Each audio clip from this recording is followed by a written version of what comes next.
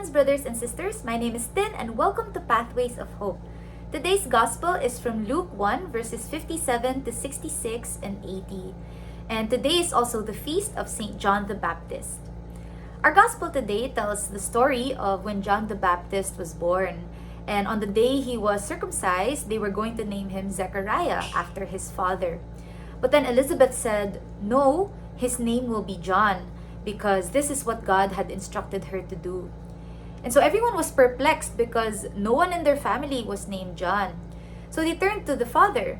And at this point, Zechariah was actually mute because he had also refused God's instruction to name the child John. And so he wrote on his tablet, his name will be John. And immediately his mouth was opened and he started to bless the Lord. And so everyone was amazed because clearly the Spirit was upon this child. And so they started to wonder, what then will this child be? And the Gospel says he grew and became strong in the Spirit. And we know that this child became John the Baptist, the one who would baptize Jesus and prepare the way of the Lord in the desert. Two things I want to highlight for us today. First is that the Lord calls us by name. Elizabeth's child, by tradition, should have been called Zechariah. Perhaps the relatives wanted him to be a prophet and continue the legacy of this priestly family. They knew this child and knew what they wanted him to be. But the Lord knew him better.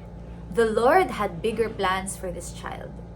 God destined John to not just be any kind of prophet, but the one who would be the forerunner of Jesus, preaching a specific kind of repentance, that of turning away from sin, looking to Jesus, and receiving his forgiveness. God didn't allow this child to be named Zechariah. He named him John because he knew him before anyone else, and his plan was revealed through that name. Isn't it interesting how we all ended up with our names? Of all the names we could have been called, we have this one, and only God knows the fullness of what's behind this name, because he knows us and he created us. In today's other readings, it says in Isaiah 49, "The Lord called me from birth. From my mother's womb, he gave me my name." And in Psalm 139, it says, "You have formed my inmost being. You knit me in my mother's womb. I give thanks to you, for I am fearfully and wonderfully made." Friends, we have a Father who created us, thought of us, and knew us even before the beginning of time. He had a name for us even before we were born. And what this means for us is that God knows us intimately. He knows every fiber, every cell of our being. He knows our deepest thoughts. He knows our hearts. And despite and in spite of all of that, he loves us. What this also means is that we belong to God. We are his creation, his children, and nothing can change that. Nothing can separate us from the love of God for us. I'd like us to consider this relationship that we have with the Lord.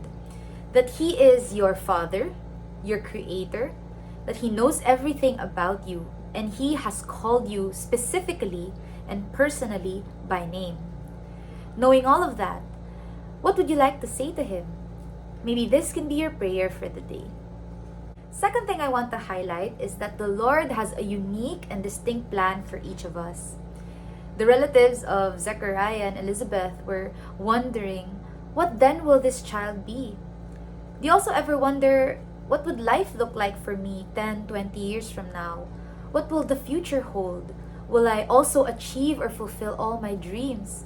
I certainly think of that from time to time. And the answer is, well, we don't know. Only God knows that. But what we do know is that his plans for us are greater and more beautiful than we can ever imagine. His plans for us are more wonderful and grander than what our minds can comprehend. So have hope that because God created you, called you by name, and knows you, he also knows exactly what will make you happy. He knows exactly what you need and knows exactly how you can best live your life so that you can glorify him. All that's left for us is to keep recognizing that we belong to God and to keep offering our lives to him. If we decide to follow Jesus and to love and serve him, He will reveal everything to us, and He will fulfill all that is good for us. Just like John the Baptist, God is making us people who will love and serve and glorify Him. All we really need to do is to say yes to that. So friends, I'd just like us to remember that God knows you and loves you, and He has called you by name because He has a special plan and purpose for your life.